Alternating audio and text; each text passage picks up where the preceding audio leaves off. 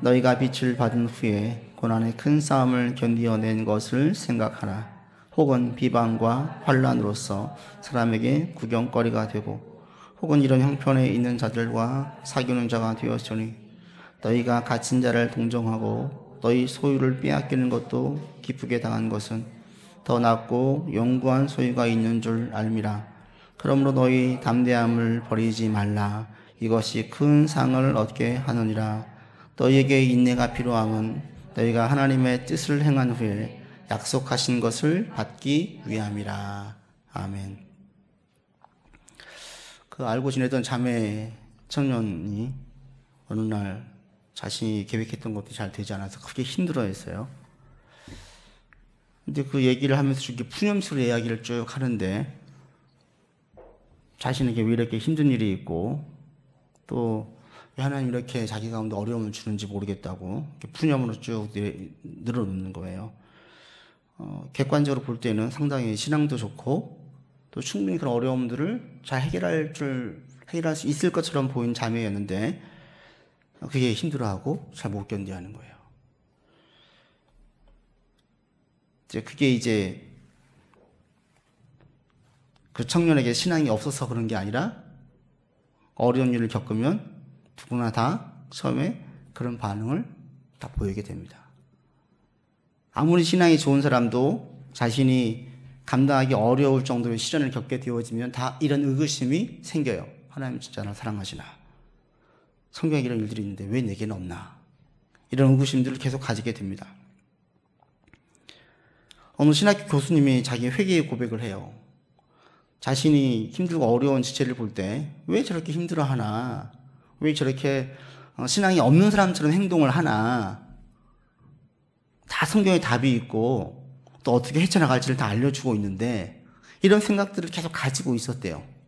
그러다가 자기 아내가 큰 병이 들었어요. 그 시간이 생각보다 오래 길어지게 되니까 자신이 신앙 없는 사람들처럼 자신이 예전에는 그렇게 좀 비판적으로 봤던 사람들처럼 똑같은 행동과 똑같은 생각을 하더라는 거예요. 그러면서 자신이 회개했대요. 그 어둠의 터널을 헤쳐나가는 데 있어서 자신이 그동안 알고 있었던 성경적인 지식과 성경적인 해답들이 별로 도움이 안 되더래요. 삶의 문제가 닥칠 때에는 이건 또 별개예요, 별개. 근데 그게 진짜 신앙으로 한 단계 도약할 수 있는 과정인 거죠. 과도기인 거죠. 그런 것들을 경험하면서 힘들고 어려운 문제가 올 때에는 사실은 이것을 쉽게, 가볍게 넘길 수 있는 사람은 아무도 없다라는 거예요. 초신자들은 초신자대로 어려움이 있고, 신앙이 깊은 사람들은 깊은 대로 다 힘듦이 있다라는 거예요. 지지난주 우리 이제 부활주일 이전에 고난주간 보낼 때, 예수님께서 보세요. 겟세마네 동산에서 기도하잖아요. 할 수만 있으시거든 이 잔을 내게서 옮겨주십시오. 이게 어디 대범한 신앙인의 모습이에요?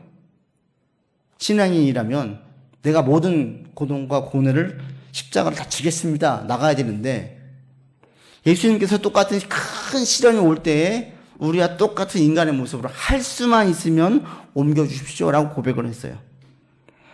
그래서 시련은 누구에게나 다 오는데 그 시련을 겪을 때는 누구나 다 힘들어요. 다 힘들어요.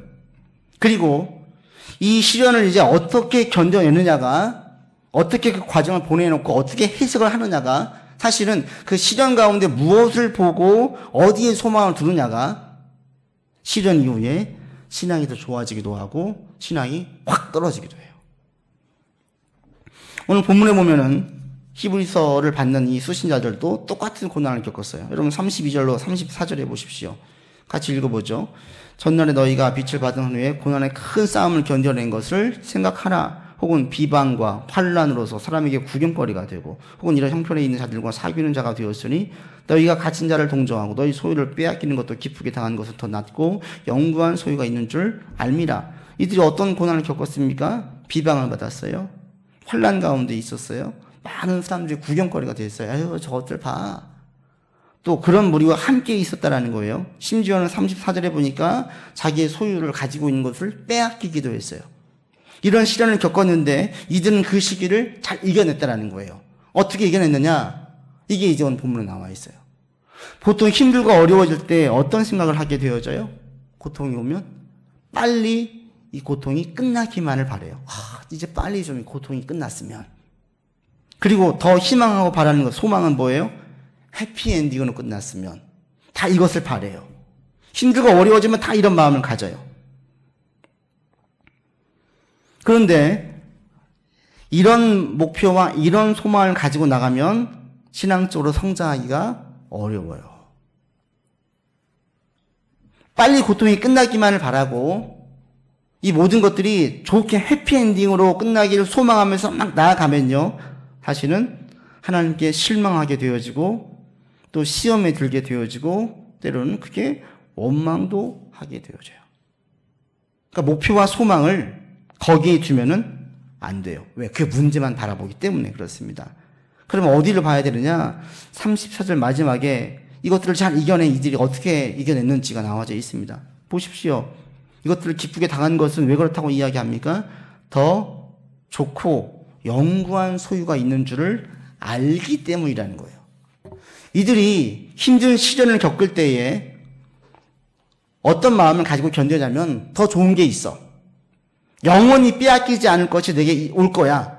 이것을 알았다는 거예요. 이거 알미 그들 가운데에 어떠한 목표를 두고 어떠한 소망을 가지게 만드냐면 시련을 당할 때 믿음의 사람들은 그리스도라는 견고한 반석 위에 더 단단히 서려고 해요. 목표가 뭐냐면 그래도 그리스도를 내 터 위에 세우는 것을 포기하면 안 돼. 더 꾸역꾸역 교회에 나와요. 아는 권사님은 너무 큰 시련이 오니까 교회 갔는데 기도가 안 나오더래요. 사양도 안 나오더래요. 그냥 멍하니 있다 오더래요. 몇 개월을. 그런데도 그분은 뭐 했냐면 계속 교회로 갔어요. 꾸역꾸역 간 거예요. 안 믿어. 안 계실 거야. 그냥 핑계치는 게 아니라 꾸역꾸역 갔대요. 그 목표가 뭐냐면 그리스도의 터 위에 있는 것을 포기하지 않는 거예요. 답은 안 나와요. 너무 시련이 커가지고 해답도 안 보여요. 그런데 그냥 앉아 있는 거예요. 가가지고. 그게 뭐냐면 그리스도의 터 위에 두는 거예요. 그러면서 어떤 소망을 가지냐면 지금 이것이 어떻게 해피엔딩으로 끝날지 새드엔딩으로 끝날지는 모르겠지만 하나님께서는 영원히 없어지지 않을 더 좋은 것을 내게 주실 거야. 이것을 배워서 알고 있고 믿음으로 받아들여서 알고 있는 그것을 놓지 않는 거예요. 여기에 소망을 두었다라는 거예요. 여기 이렇게 나아갈 때에 진짜 시련들을 제대로 이겨낼 수가 있어요. 힘들고 어려운 순간은 우리가 보면 다 오고요. 모든 세대마다 다 있어요. 모든 과정 가운데 다 있어요. 그런데 그 문제 해결을 어디에 두냐? 우리의 목표를 어디에 두고 소망을 어디에 두냐? 우리의 목표가 이것이 빨리 좀 이 문제들이 잘 해결되기만을 바라고 또 저 잘 해결되어지길 바라는 그런 목표와 소망을 가지게 되어지면 신앙적으로 성장할 수가 없어요.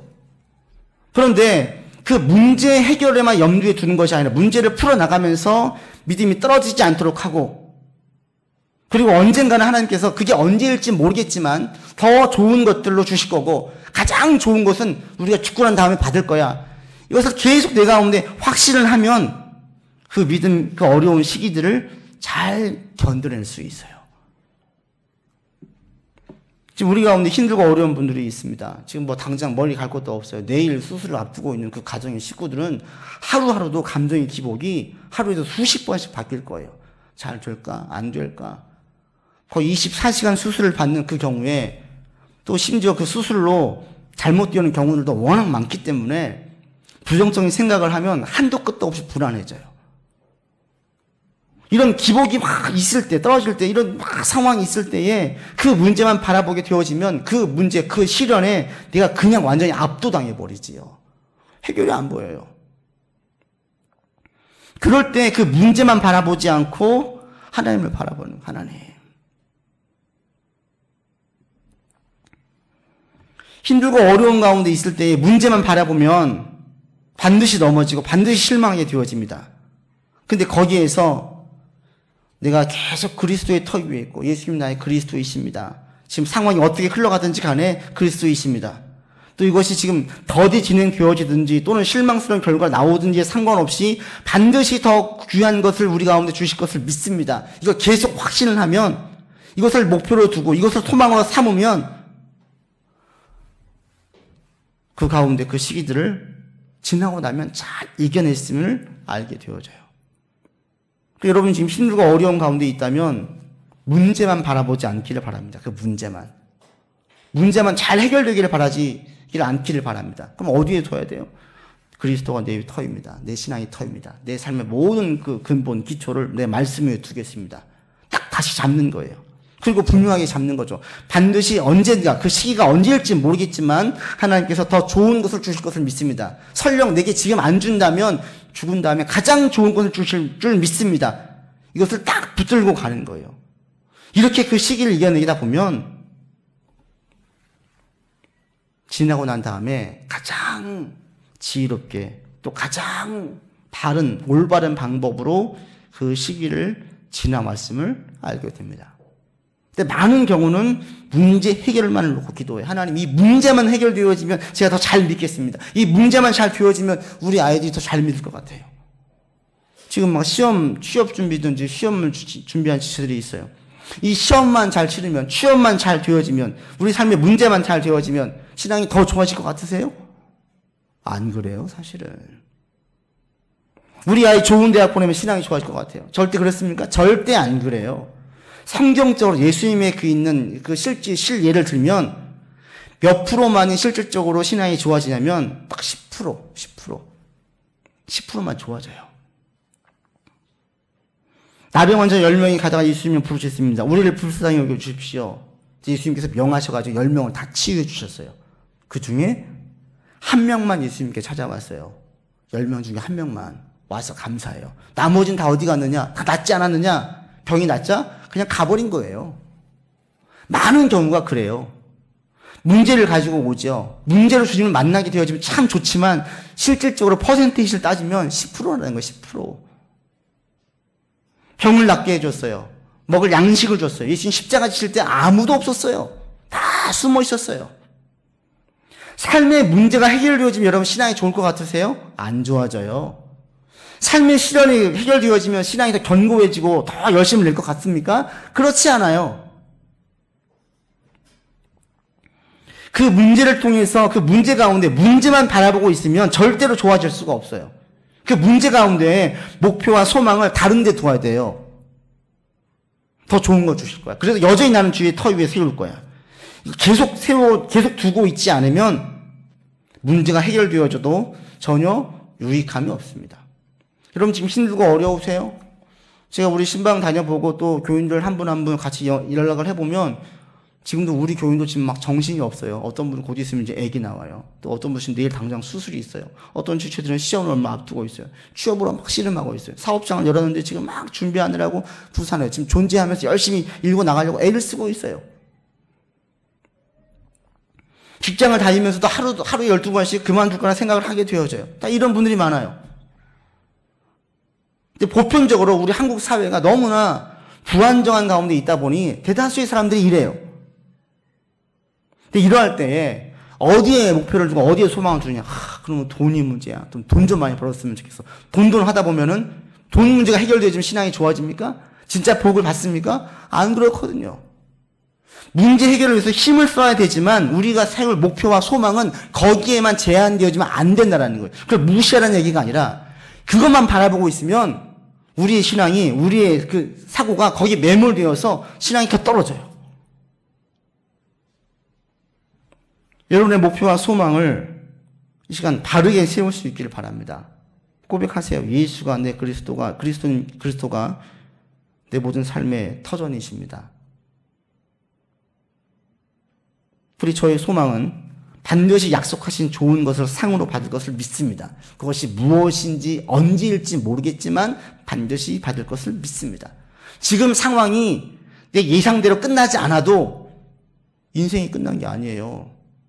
네 예상대로 결과가 나오지 않아도 실망하지 않겠습니다. 이게 끝이 아닙니다. 더 좋은 거 주실 것을 믿습니다. 이렇게 하라는 거죠. 여러분 이렇게 목표와 소망을 오늘 바르게 세우고 나갈 수 있기를 바랍니다. 혹시 평안 가운데 있으세요? 더더욱 그렇게 하셔야 됩니다. 왜요? 힘들고 어려워지면 그 시련이 만만치 않거든요. 그때 가서 다시 세우는 것보다 평안할 때, 안정적일 때 확실하게 세우고 자꾸 제 다짐을 해 놓아야 힘들 때 그나마 좀 더 견딜 수가 있어요. 이렇게 우리가 목표와 소망을 바르게 세울 때 이것이 우리에게 능력이 됩니다. 어떤 능력이 되느냐? 두 가지 능력이 되는데 한 가지는 35절입니다. 같이 읽어보죠. 그러므로 너희 담대함을 버리지 말라. 이것이 큰 상을 얻게 하느니라. 첫 번째 능력이 뭐냐? 그것은 우리 가운데 담대함을 준다는 거예요. 담대함. 이게 능력이라는 거예요. 담대함은 여러분 19절에 보십시오. 이미 앞서서 제가 설명을 드린 적이 있습니다. 형제들아, 우리가 예수의 피를 힘입어서 성소에 들어갈 담력을 얻었다. 이 담대함, 똑같은 단어예요.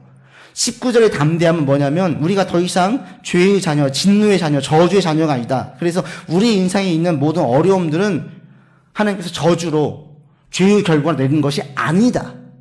내 인생은 하나님의 보호와 돌봄 가운데 있다라는 이런 담대함이에요. 하나님께 나아갈 때 내가 의의 자녀라는 담대함이에요. 그런데 35절에 있는 담대함은 조금 더 다른 의미의 담대함입니다.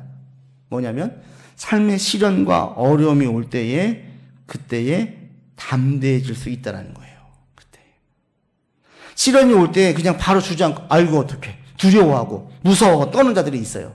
그런데 예수의 터 위에 세우는 것을 분명하게 목표로 세우고 자기의 소망을 더 좋은 것을 주실 것을 믿음 가운데 소망을 두고 나아가면 삶의 시련이 올 때에 이것이 대차게, 대범하게, 좀 의연하게 대처할 수 있다는 거. 이게 능력이라는 거죠. 이게 매우 큰 능력이에요. 시련이 올 때 이것은 저주가 아니야, 진노가 아니야. 이건 복을 주기 위한 수단이야. 이렇게 마음을 먹으면 그 시련에 대해서 크게 겁내지도 않고 크게 낙심하는 반응을 보이지도 않아요. 이게 능력이에요. 여러분 다시 한번 그래서 예수 그리스도 터 위에 인생을 분명히 세우셔야 돼요. 예수의 터 위에, 돈의 터 위에, 사람의 터 위에, 세상 스펙의 터 위에가 아니라 예수님의 터 위에 내가 세우겠습니다. 그리고 좋은 것을 분명히 주실 것을 확신합니다. 그러면 시련을 바라보는 시각이 부정적이지 않다라는 거예요. 이게 우리에게 능력이에요. 그리스도인들은 시련을 부정적으로 보지 않습니다. 그러니까 우리가 시련이 올 때 이 마지못해서 억지로 막 죽을 상을 지으면서 견뎌내지 않아요. 오히려 시련에 대하여서 성경에서는 곳곳에서 좋은 것으로 인식을 좋은 것으로 꼭 필요한 것으로 말하고 있고요. 대단히 적극적으로 반응을 해요. 그래서 베드로 사도는 이 시련 때문에 결국 기뻐하게 될 것이라고 말하고 오늘 본문도 히브리서 저자도 말하고 얘기했습니까? 기쁘게 당한 것 34절 중반에 기쁘게 당한다고 얘기했어요. 사도 바울은 어떻게까지 이야기하냐면 환난이 오면 즐거워한대요. 제정신이에요? 힘들고 시련이 올 때 어떻게 즐거워할 수 있어요? 바울이 말해요. 우리가 환난을 당하나 환난 중에서도 즐거워한다. 어떻게 그럴 수가 있어요? 앞서 말씀드린 분명한 목표와 소망이 그 가운데 있기 때문에 시련을 볼 때에 적극적으로 더 좋은 것을 기대하면서 나갈 수 있는 그런 반응을 가지게 한다라는 거예요. 베드로가 말합니다. 너희가 이제 여러 가지 시험으로 말미암아 잠깐 근심하게 되지 않을 수 없으나 오히려 크게 기뻐하는도다. 왜 기뻐하냐? 너희 믿음의 확실함은 불로 연단하여도 없어질 금보다 더 귀하여 예수 그리스도께서 나타나실 때에 칭찬과 영광과 존귀를 얻게 할 것이다. 마지막에 금보다 더 귀한 것을 주실 것을 믿기 때문에 기뻐하게 된다는 거예요. 바울도 말 우리가 환난 중에서 즐거워한다. 왜? 환난이 인내가 연단이 소망을 이루는 줄 알기 때문에 기뻐한다는 거예요. 이 환난이 소망을 이루게 해요. 어떤 소망입니까? 더 좋은 것을 주실 것을 더 확신하게 만들어요. 자, 우리가 아파봤어요. 심하게 몸을 아프고 나면 어떤 생각을 하게 돼요? 몸이 너무 귀하다는 것을 알게 돼요. 더 큰 가치는 뭐예요? 내가 그렇게 돈을 벌려고 애썼는데 몸이 아파 보니까 돈보다 더 귀한 게 건강인 것을 알게 돼요. 똑같은 이치예요. 삶의 시련을 겪을 때 믿음으로 확실하게 겪어내고 나면 이 시련이 문제가 아니라 더 귀한 것이 무엇인지를 분명하게 깨닫게 되어져요. 돈이 귀한 게 아니라, 건강이 귀한 게 아니라, 성공이 귀한 게 아니라 더 귀한 것은 영혼이 건강한 것이고, 그리고 이 땅에서 얻어지는 것보다 더 좋은 것들이 내게 있다는 것을 확실하게 알게 되어지면 여기에서 단단하게 확신을 가지고 담대하게 나갈 수 있게 된다는 거예요. 그래서 그리스도인들, 신실하게 믿음이 확고하게 서 있는 사람들은 시련이 올 때에 마지못해 끌려가지 않아요. 억지로 감당하지 않아요. 도널드 그레이 바나우스 목사님 이렇게 말했습니다. 우리 그리스도인들은 억지로 가지 않는다라는 거예요. 타 종교는 지독한 절망에 빠져서 운명에 굴복합니다. 타 종교는 그렇죠. 운명론이에요. 운명론. 그냥 받아들이래요. 다. 다음 생에 더 좋은 존재를 태어나래요. 이 사인돼요. 운명론이에요. 그러나 우리 그리스도인들은 이 고난을 그렇게 보지 않는다고 얘기합니다. 하나님께서 고난을 지나서 자기를 영광에 이르게 하실 분임을 분명하게 알고 있기 때문에 이 암 가운데의 고난을 받아들입니다. 고난을 통해서 우리로 하여금 더 영광에 이르게 한다는 거예요. 이것을 분명하게 알고 있어요. 그리고 미래의 어느 시점에는 분명하게 상으로 받을 것을 알게 해주기 때문에 이것이 삶의 어려움을 대할 때에 강렬한 소망 가운데 활기를 띠고 대하게 됩니다. 이렇게 얘기해요. 그래서 이런 생각이 담대한 태도를 보이게 만든다고 말합니다. 그러니까 담대함이 능력이에요. 우리 그런 분들 있잖아요. 큰 문제가 올 때 벌벌 떠는 사람이 있고 별일 아닌 것처럼 막 대차게 헤쳐나가는 사람들이 있어요. 한숨 푹푹 쉬면서 그 문제를 볼 때 계속 끙끙 끌어안는 분이 있고요. 그거를 잠잘 때는 그냥 펴커나게 자는 분들이 있어요. 근데 천성적으로, 체질적으로 그런 분도 있지만 신앙이 우리 가운데 이렇게 만든다라는 거예요. 남들 볼 때 이것이 긍정적으로 보일 수가 있어요. 이것은 긍정적인 사고가 아닙니다. 이것은 이게 믿음이에요. 목표와 소망을 바르게 세웠기 때문에 이런 반응을 보일 수 있는 것입니다. 그래서 믿음의 사람들, 이것이 확고한 사람들은 힘들고 어려울 때 그렇게 슬퍼하지 않아요. 낙심하지 않아요. 절망하지 않아요. 남들 볼 때는 땅이 꺼지다 한숨을 쉬고 있을 것 같을 줄 알았는데 그 사람과 얘기를 해보니까 마음에 희망이 가득해요. 소망이 가득해요. 어떻게 그럴 수가 있지? 분명한 목표와 소망을 가지고 있으면 그것이 그 가운데에 담대함을 가지게 하고요. 어떤 경우에도 낙심하지 않게 만듭니다. 혹시 여러분 가운데 이 낙심, 절망, 한숨 이런 가운데 한 주를 보내다가 오신 분이 계십니까? 그 모든 것들을 다 버리기를 바랍니다. 왜? 낙심은 문제만 바라보기 때문에 생긴 현상이에요. 문제의 너머를 보지 못했기 때문에 지금 낙심하고 있는 것입니다. 그 문제를 해결하면서 계속 주님을 더 의지하고 주님을 더 신뢰하고 그리고 계속 얘기하세요. 더 좋은 것으로 주실 거야. 계속 되뇌이세요. 확신하세요. 하나님 반드시 내게 더 좋은 것으로 주실 거야. 그게 불안하면 그 시기를 이겨낸 믿음의 사람들을 만나시고 또는 성경에 나와 있는 많은 믿음의 사람들을 통해서 그런 도전을 받을 수 있기를 바랍니다. 그래서 이런 목표와 소망을 분명히 가지고 있는 사람들에게는 담대함이라는 능력이 있어요. 그리고 또 한 가지 있습니다. 36절입니다. 같이 읽어보죠. 너희에게 인내가 필요함은 너희가 하나님의 뜻을 행한 후에 약속하신 것을 받기 위함이다. 약속하신 것을 분명히 받아요. 그런데 꼭 여기서 기억할 게 뭐냐면 그 약속하신 것은 언제 받냐면 지금 당장 받지 않아요. 미래 어느 시점에 받아요. 그게 언제인지 모르겠지만 미래 어느 시점에 얼마간의 시간이 필요하고 얼마간의 기다림이 필요하다는 것을 전제해요. 반드시 주십니다. 그런데 지금 당장 주시지 않습니다. 근데 가만 보면 이 삶의 이치가 다 그렇지 않아요? 더 귀한 것일수록, 더 가치 있는 것일수록, 더 좋은 것일수록 기다림의 시간은 절대로 필요해요. 세상 이치도 그래요. 하물며 성경에서 약속하신 가장 좋은 것이라고 말할 때 이것은 더 많은 기다림의 시간이 필요하지 않겠습니까? 더 좋은 것은 더 더디 오지 않겠습니까? 근데 우리가 만약에 하나님께 기도하면서 그 좋은 것들 바로 주십시오. 계속 이렇게 나간다면 그 사람은 또 시험 들 거예요. 분명히 말해요. 성경에서는 우리 가운데 좋은 것은 좋은 것이면 좋은 것일수록 더 좋을수록 더디 온다라는 더디 온다. 여러분 그렇게 딱 마음을 먹으세요. 하나님께서 반드시 주실 것이다. 그런데 지금 내게 주지 않는 것은 더 좋은 것을 주기 위함이다. 더 좋은 것으로 더 큰 상을 주기 위함이다. 가장 좋은 것은 우리가 죽고 난 다음에 마지막 천국 가서 얻을 것인데 그 이전까지도 계속 우리 가운데 좋은 것을 주실 거다. 그래서 이것을 가지고 있으라는 거예요. 그러면 그게 우리 가운데 뭘 낳아요? 그게 인내를 낳아요. 그래서 그리스도인에게는 이게 능력이 되는 거예요. 남들보다 조금 더 참을 수 있어요. 소망과 희망을 포기하지 않을 수 있어요. 그러면서 지금의 이 시련의 시간들이 나에게 반드시 필요한 시기임을 알고 반드시 필요한 시간임을 알아서 그 하루하루를 최선을 다하게 됩니다.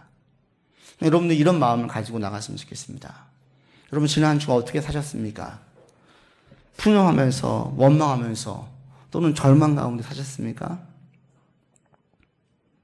적당히 선을 긋고 더 이상 안 될 거야 이런 가운데 사셨습니까?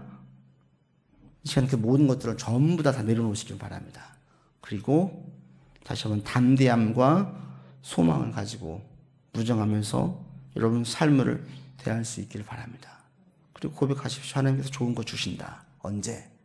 그때는 내가 알지 못하지만 반드시 좋은 것을 주실 때가 오는데 그때까지 난 참고 기다리겠다. 이 마음을 가지고 하루하루를 살 수 있는 여러분들 되기를 바랍니다. 그러면 우리 가운데 이 시기 가운데 어떤 상황에서도 상심하지 않을 수 있어요. 낙심하지 않을 수 있어요. 용기를 포기하지 않을 수 있어요. 여러분 입에서 풍염과 넋두리와 한숨과 과거의 회한의 이야기들은 자꾸 여러분 나오지 않게 하세요. 그게 내 신앙을 좀먹어요. 우리 신앙은 미래에 대한 소망과 담대함과 확신 가운데에서 주실 것을 분명히 받을 것에 대한 확신 가운데에서 좋은 말들이 계속 기대에 어린 말들이 계속 나와야 돼요.